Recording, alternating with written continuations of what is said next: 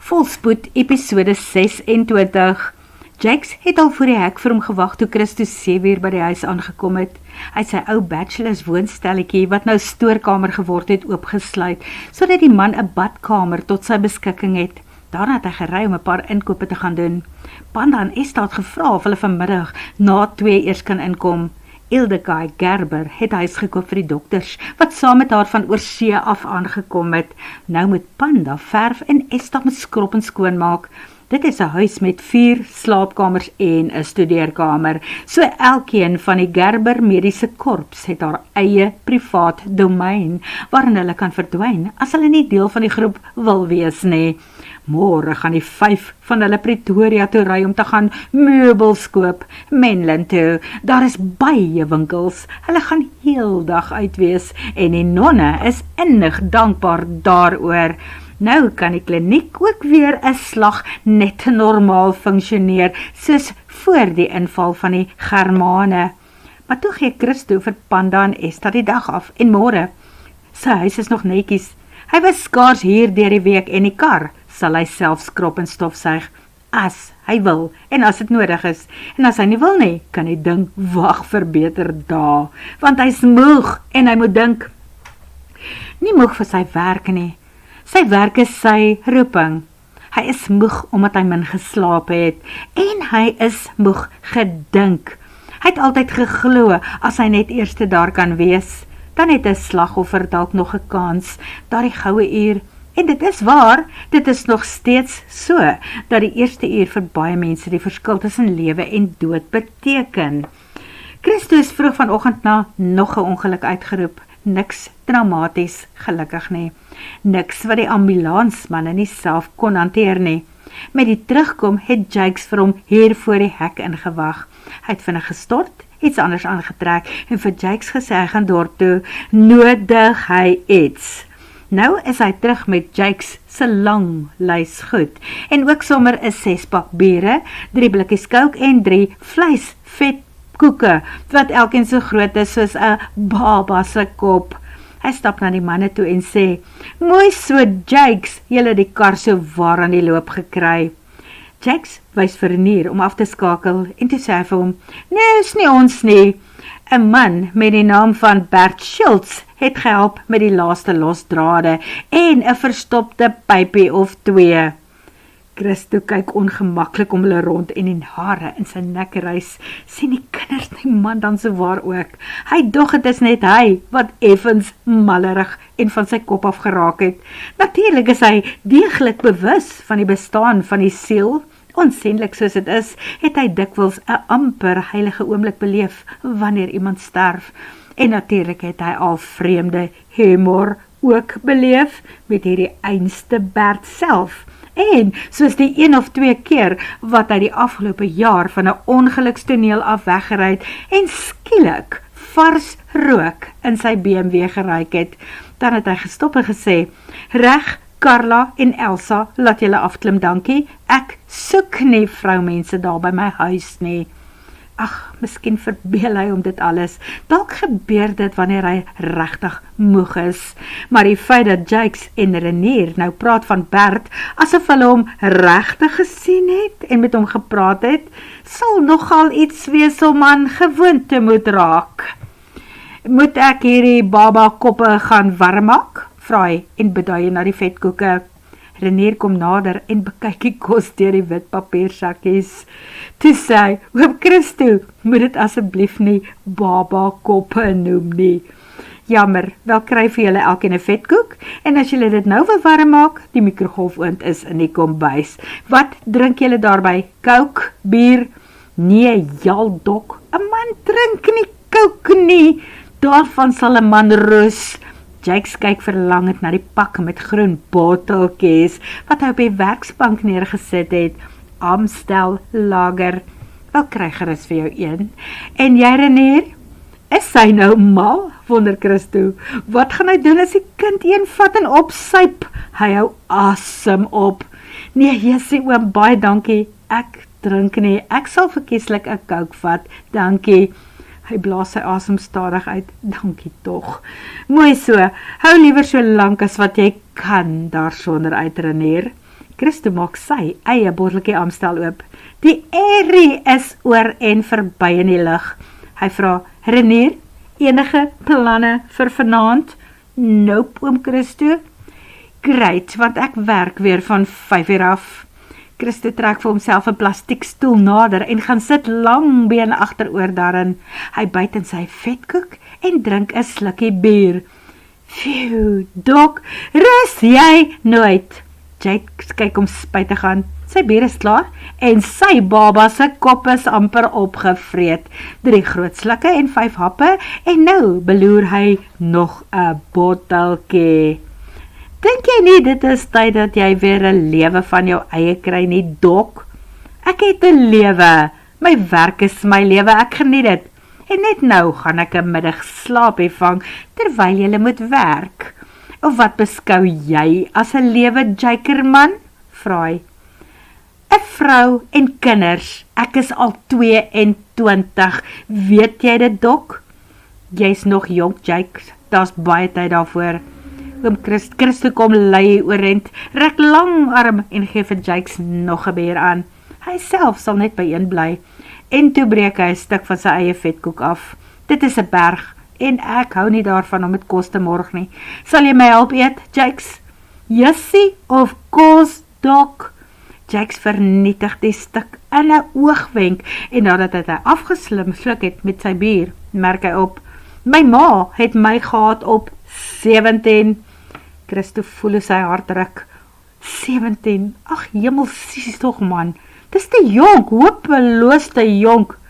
En jy, Dok, hoekom maak jy asof jou lewe verby is op 40? Wat het gemaak dat jy so loner van 'n mens is? Is dit miskien die baie gesigte van die dood, waarteen jy elke dag in jou werk moet vaskyk? 'n wyse vraag seker van iemand soos Jakes af. Wel, dit is daarom nie net dood nie, daar's baie lewe ook, en hoop. Christo sluk die laaste stukkie van sy vetkoek met bier af, en vee sy hande aan die servet af. Wel, ek wonder baie oor jou lewe, Dok.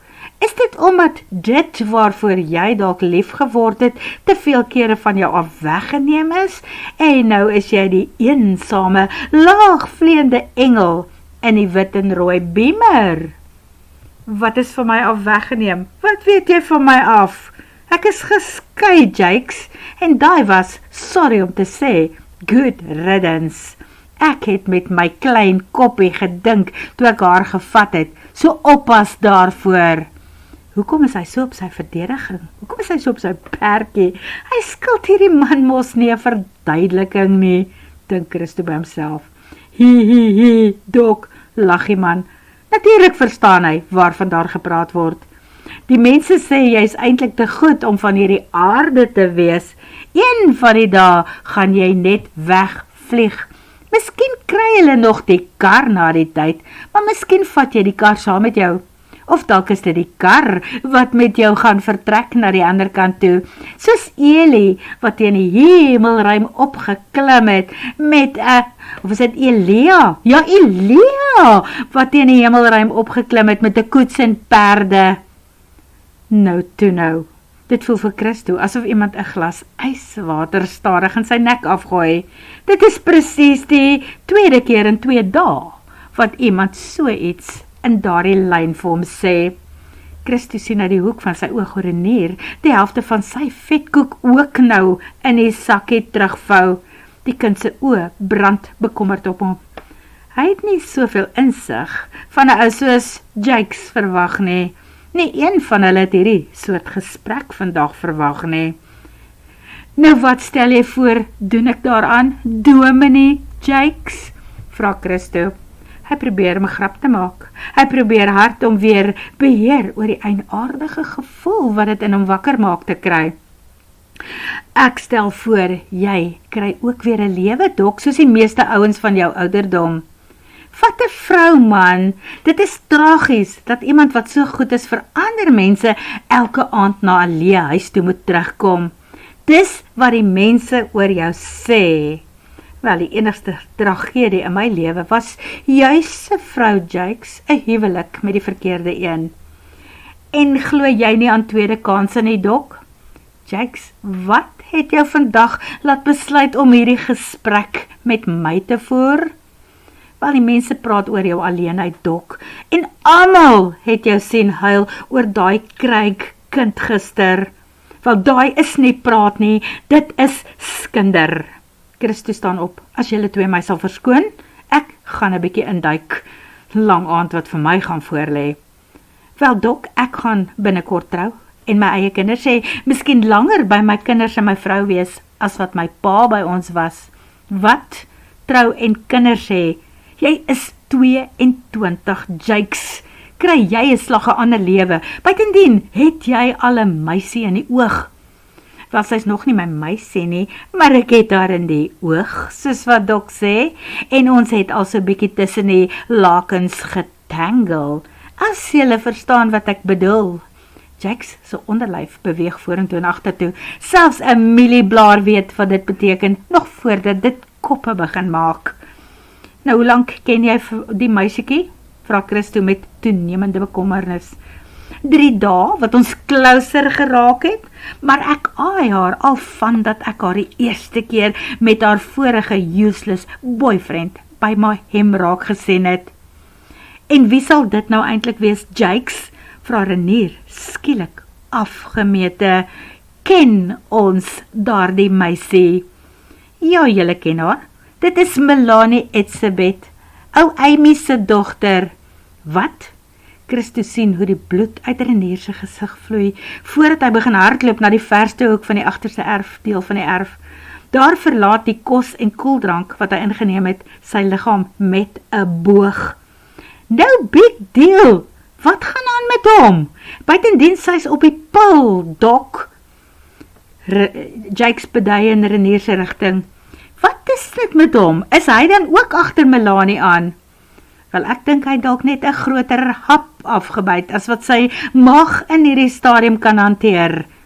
Hy is nog in skok oor Craig, en hy en Melanie was albei met Craig bevriend. Christo stap na Renier toe om te vra, is jy reg, ou seun? Ja, dankie oom, ek is nou beter, maar toe vertrek sy gesig. Melanie, oom Christo, ek en sy is gekeis. Julle is, wat?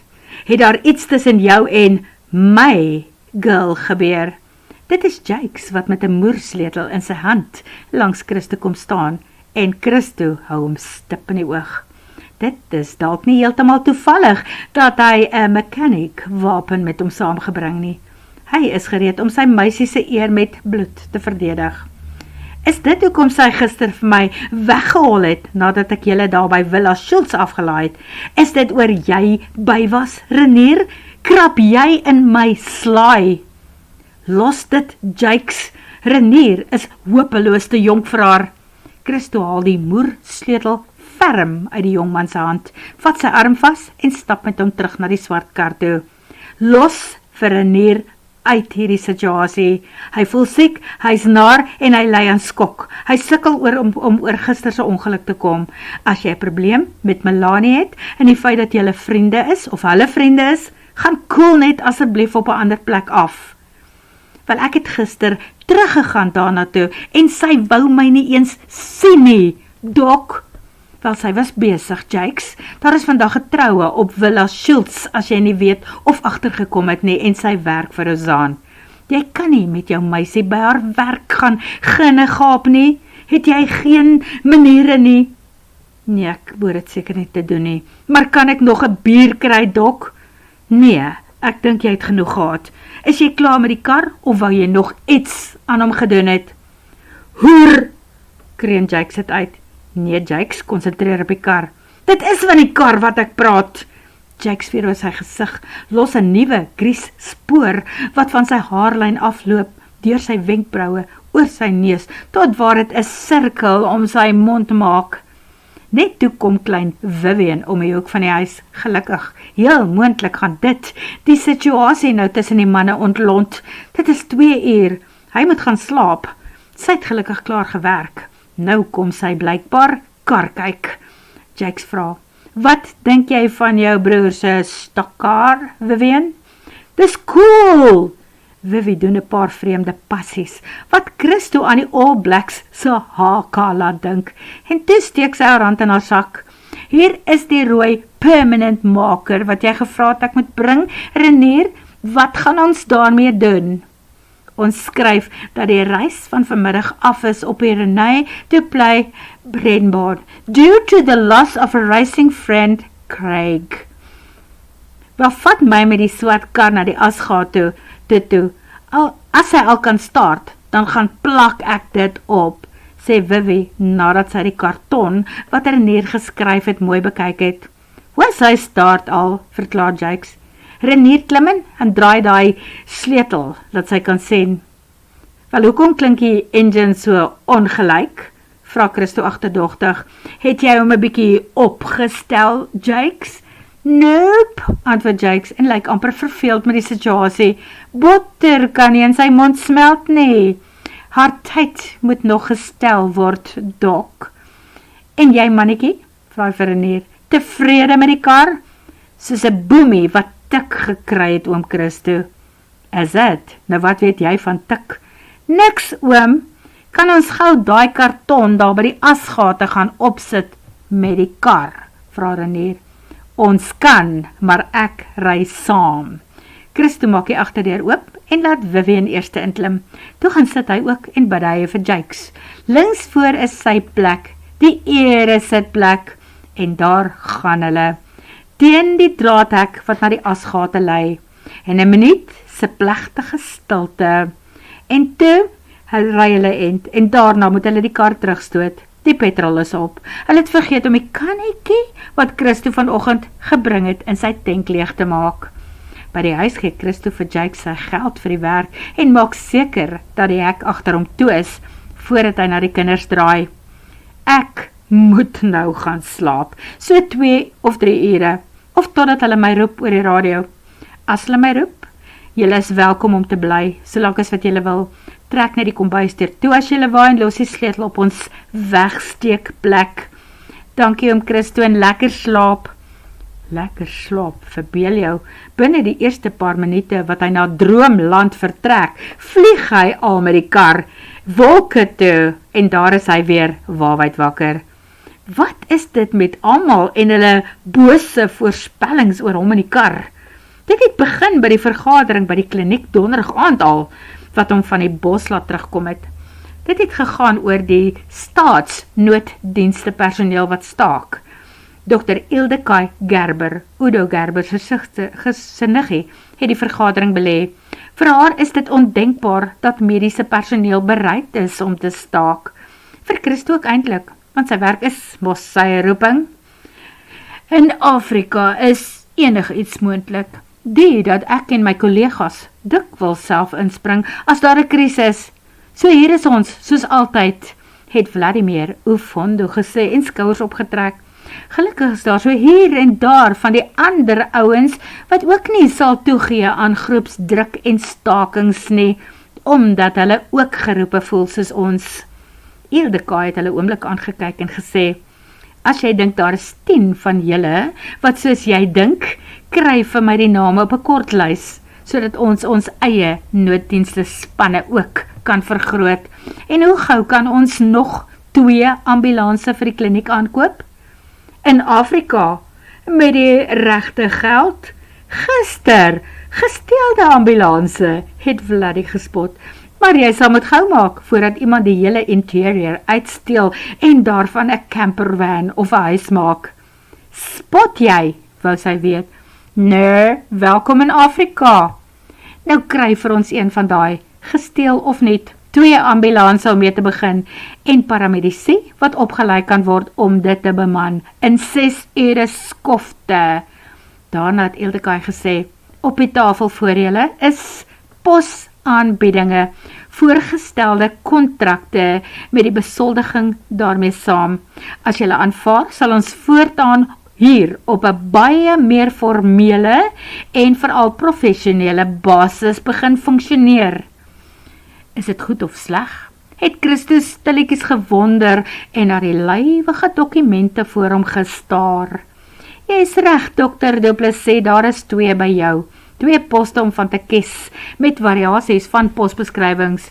Ek weet jy pas nie in boksies nie, maar probeer maar om uit die oorlog te dink. Watter oorlog, het hy gevra. Die een wat in jou kop woed, dokter, se Ali man. Hy is rustig soos 'n landmyn wat gewoonlik misgetrap word.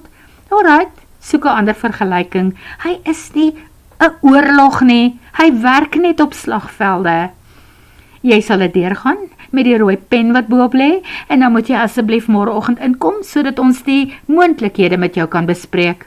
Intussen, dankie dat jy jou verlof kort geknip het, en ons deur die onmiddellike krisis van die volgende dag of 2 gaan help, Dr. Du Plessis. Daarna is die vergadering verdaag. Ek het 'n vraag vir jou, Christo, het Vladdy gevra, toe hulle 2 op pad huis toe 'n laat-aand pizza iewers gaan gryp en dit daarna oor 'n bier in Christo se sitkamer kom afsluk het. Waar kry hierdie vrou al haar energie vandaan? Sy is 20 jaar ouer as ons en sy gaan aan soos 'n masjien. Nuwe besem. Miskien verbeel sy haar dat sy David Livingstone is, wat Afrika moet red, en as sy vinnig genoeg drafstap, kan sy dalk die nuwe valle iewers ontdek. Spot Christo. Jy onthou mos nou weer, hy was 'n mediese praktisyn en 'n sendeling. Maar ek het 'n ander vraag vir jou, Vladdy. En dit is wat? Hoeveel geld dink jy het die Gerbers om in 'n bodemlose put in Afrika af te gooi? Hulle gaan nie veel daarvan terugmaak nie, en hulle gaan nie 'n staatssubsidie kry nie.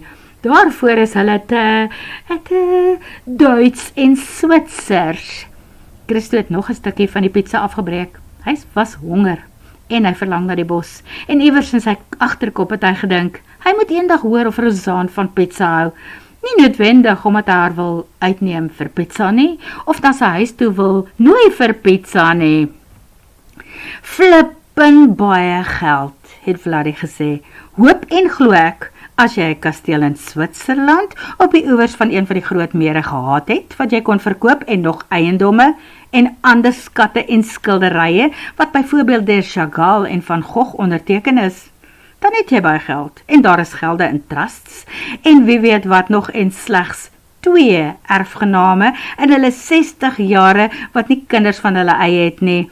Dit is nou die amptelike erfgename, behalwe vir die grootoupa se Afrika aanwas, waaroor ons nie nou gaan uitpraat nie. Maar dit klink my asof hulle daarom na die bloetjies ook kyk. Reg, maar hoe weet jy van die kasteel, die skilderye, die trust en die wie weet wat nog alles? Wou Christo weet. Want ek is mos die donker oukie van Afrika, wat lyk asof hy net Tswana, Sotho en Zulu kan praat. O ja, in Afrikaans en Engels. Maar ek het Duits tot matriek gehad, en ek het vir 2 jaar in Duitsland gaan werk, onthou jy nou weer, na ons hospitaaljaar, en ons het net Duits daai kant gepraat. O, en so by the way, ek kyk baie graag na Duitse movies. Maar wat doen hulle? Hulle praat voor my, asof ek nie daar is nie. Is nie my skuld nie, man. En wat doen jy, Vladdy? Jy loop nie, want jy is te skaam om vir hulle te wys dat jy die taal verstaan en net sowel deel kon gewees het van die geselskap. Spot Christo terug. Vladdy lag lekker. Juis, Christo. Dis nie ek wat iets verkeerd gedoen het nie. Dit is hulle. Bespreek ons openlik. En dan dink hulle ek mag nie daarvan notisie neem nie. So dan weet jy wat in die pipeline vir ons albei is? Het ek ooit nog 'n job daar? Hoekom het ek 2 kontrakte gekry? Is ek afgedank? Is dit 'n pakket? Nee, dit is werk, 'n werksaanbieding, want jy is vir ons belangrik.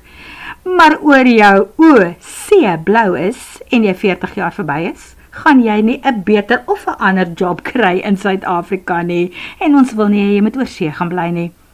Daarom wil hulle jou nie verloor nie. Wel bly om dit te hoor, spy man Vladdy.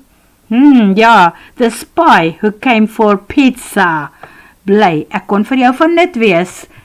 Kan ek nog 'n bier kry? Natuurlik, Vladdy, help jouself. O, en bring vir my ook een. Ek sit nou al te lekker. Met sy voete op die koffietafel voor hom. Hy sou dit nooit gedoen het, as die koffietafel aan sy ma behoort het nie. Maar die is sy eie koffietafel, dankie. Vladdy het die bottels oopgemaak en sy het teen Christo geklink, voordat hy verder uitgebrei het. Ja nee, jy het heel wat gemis, die week wat jy in die bos was. Christo het hom deur skreefies aangegloer, en toe te herken, Vladdy, deesdae mis ek die bos baie meer, wanneer ek hierdie kant is. As dit van my afhang, verdwyn ek in die toekoms, sommer baie meer kere daar in daai selfe bos. Vladdy het gaan sit en toe sy gesig ernstig geraak. Wel dan, en juist daarom, moet jy mooi kyk na daardie kontrakker en seker maak dat jy reg kies en self besluit wat om by te voeg en weg te laat. Jy het jou kans hier, en hier is die groot geheim. Ildekay wil die halfgebouwde privaat hospitaal hier agter julle Du Plessis grond koop en die hele kliniek ook hiernaartoe verskuif. Die geboue daar is afgerem, maar die grond is baie werd. Ek dink sy het 'n aanbod vir die grond gekry. Christus se oë rek. Dit is nogal insiggewend. Almal weet van die onderneming waarmee 'n ryk neuroloog hier weggespring het, reg agter die Du Plessis grond. 'n Hospitaal met kamers wat hy onder aandele wou verkoop. Sy planne was groot. Hy sou sy miljoene vermenigvuldig. Toe word hulle by die huis aangeval en daar besluit sy vrou dat die geld wat hulle in die voltooiing en afronding van die hospitaalgebou wou stort, baie beter sal werk as kollateraal om hulle tot in Nieu-Seeland te kry, waar hulle kinders buitendien reeds bly. Dit was 2 jaar gelede. Hulle het gehoop om dadelik kopers vir die geboue te kry.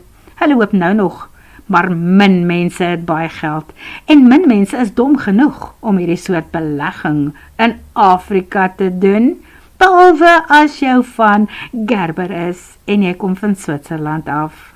Maar sy en Udo wil die projek saam aanpak, en dan wil hulle terselfdertyd afskaal, mekaar weer beter leer ken, soos kleintyd, en dan wil hulle deur die land toer.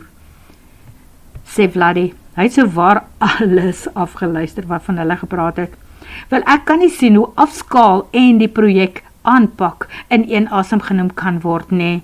Was Christus se eerlike opinie. Jy's reg, hulle sal dit nie alleen kan doen nie. Dis die dat hulle vir my die pos van mediese superintendent van die nuwe hospitaal aangebed het. En Christo, ek gaan dit vat. As hierdie hospitaal oor 6 maande funksioneer, werk ek hier. Klink goed, en jy is die ideale persoon daarvoor. So veels geluk, Vladdy. Vir jou het hulle ook iets goeds in die pipeline, maar jy sal 'n kop skuif moet maak oor iets anders. Hulle voel dat jy nie vir altyd jou kers aan 2 kante kan brand nie, en dan wil ek iets anders aan jou noem. Uit my eie perspektief en gevoel stem ek met hulle saam. Ek is regtig gek oor jou, my ou universiteitsmaat, en ek gee vir jou om, Christo, as jarelange vriend. Hemel, nou wat is dit? Dit klink verskriklik gewigtig. Kry 'n lewe, Christo. Ekskuus, sy woorde het Christo tot aan sy fondasie geskok. Is dit wat hy doen, dan nie 'n lewe nie? Maak weer vriende, anders as die ouens saam met wie jy by die hospitaal werk, ons kollegas. Ek het ander vriende ook, Vladdy. Noem 2. Genigtig. Vladdy was verragtig ernstig. Wel, ek kan 'n hele paar noem, tussen die ereveldwagters en die vrywilligers, die klomp wat week ingeskakel is in Dinokeng. Ja, dankie tog vir Dinokeng. En dis die ander ding, jy is 7 jaar gelede geskei, Christo. Kry weer vir jou 'n vrou. Hinker jy nie soms na 'n maat nie? Vrouens verteenwoordig komplikasies en aanpassings, man. Nogal nee, onthou net, nie almal is modepoppe wat belangstel om jou geld aan hulle lywe en deur hulle alies te trek nie, Christo. Party van hulle doen hulle eie ding in die dag, maar weet jy hoe goed dit sal wees om weer iemand te hê wat vir jou hier by hierdie alleen koue huis inwag in die aand, die bed vir julle warm hou as jy in die nag uit was. Ja, en as ek inkom, dan vra sy, wat is haar naam en in wie se arms was jy vanaand? Nee, dankie Vladdy. Ok, vergeet dan maar van die vrou kwessie. Jy's te sinies, maar dink jy nie dit is tyd dat jy hierdie monsterkar van jou verkoop en die slag net 'n 8 tot 5 job en naweke in vakansie afneem, soos wat ander mense doen en dan gaan kamp nie? Ek hou van jaag in my monsterkar. Ja, totdat jy een aand agter die wiel van jou monsterkar aan die slaap raak, omdat jy nie behoorlik slaap terwyl jy aan diens is nie. Teen die spoed waarteen jy jaag, sonder 'n helmet op jou kop, is jy so dood soos 'n mossie as iemand voor jou inry of jy iets tref. Geen veiligheidsgordel sal jou lyf vashou nie. Ek het mos weer gesien, daai middag toe ek in Udo saam met jou na die busongeluk toe gery het. Die man het agterna vir my gesê, dit kan werk op die autobaan in Europa, maar hier in Hammanskraal, nee. Wat bedoel jy? Die challenge hier is net soveel groter, het Christo gelag. Christo, ek maak nie grappies nie. Udo het daai dag gesê, as jy 'n vrou en kinders gehad het, het hy 'n spesiale polis op jou lewe uitgeneem, want jy gaan nie 45 sien nie. Mense reaksies raak net stadiger. Hoekom dink jy bord hulle die F1 ouens na 45? Twak man, ek bly in oefening met bestuur, en die F1 ouens ook, hulle kan eintlik langer as dit aanhou. Wel jy is 43. As Udo se voorspelling waarkom, gaan jou lewe op aarde kort geknip word binne die volgende 2 jaar. Vladdy dink 'n oomblik na, en toe korrigeer homself. Nee, vergeet ek nou weer, jy verjaar mos in die volgende maand, dan is jy oor 'n jaar, en 'n bietjie kapot, volgens Udo, en van kapot gepraat, my bier is op, maar ek gaan nie wag dat jy joune klaar drink nie. Ek het nou genoeg gehad vir een dag en wil gaan slaap. Ek het gelukkig 'n gawe vrou wat vir my by die huis wag en die bed warm hou. Ek wil my koue voete in, okay, te veel inligting, veilig ry Vladdy, dan sien ek jou môre by die kliniek. Behalwe dat die koue voete hom natuurlik weer teruggevat het na die aand toe hy Rozaan se voete warm gevryf het en vir haar 'n paar van sy eie sokkies aangetrek het. Dit het by hom opgekom dat hy vinniger resultate sou kry as hy haar bed en haar lyf met sy eie kon warm maak. Wat 'n man aan die dink gesit het, net vir 'n oomblik. Christo het Vladdy by sy kar gaan afsien, en toe die donker dokter iets gedoen wat in daardie stadium nie veel beteken nie.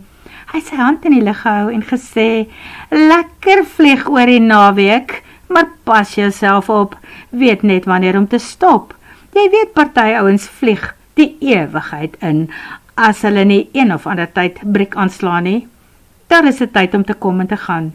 So, toe gaan lig hy sy hand op, en hy mik vir die maan en die sterre en die ander kant van die heelal en lig albei sy arms op en maak asof het vlerke groei en daar vlieg hy weg. En Christo het 'n oomblik lam gestaan en net vir hom gekyk. En nou weer Jakes vandag. Nee, hy hou nie van hierdie stories nie. Word vervolg.